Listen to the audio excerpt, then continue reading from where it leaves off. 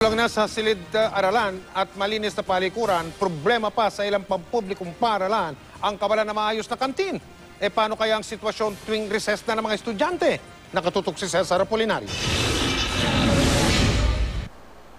May lababo, lutuan at may mesa.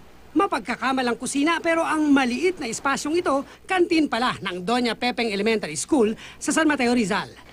Dahil di rin kasya ang maraming estudyante sa makitid at masikip na makeshift kantin ng eskwelahan, classroom ang nagsisilbing kainan tuwing recess ng mga bata. Ang maliliit na upuan ang pansamantalang lamesa. Bali pagka magpupunas-punas na lang ang mga teacher sa mga desk kasi sa desk sila kumakain during recess.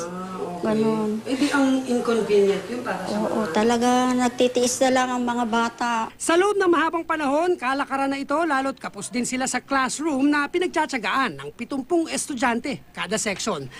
Kaya wala pang espasyo o kwarto na pwedeng gawing kantin. Sa mga pampublikong paaral naman, sa Camarin at Tala, Caloocan, dati na raw problema ang mga kantin dahil walang supply ng tubig na dahilan ng pagkakasakit ng mga estudyante. Pero swerte ang pagpasok ngayong school year dahil malakas na raw ang tubig sa mga lugar.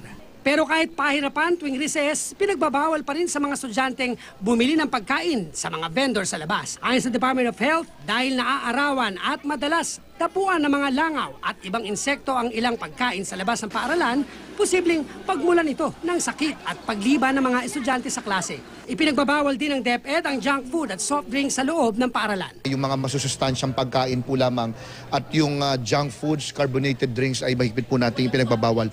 Bawal po. Cesar Apolinario, nakatutok, 24 oras.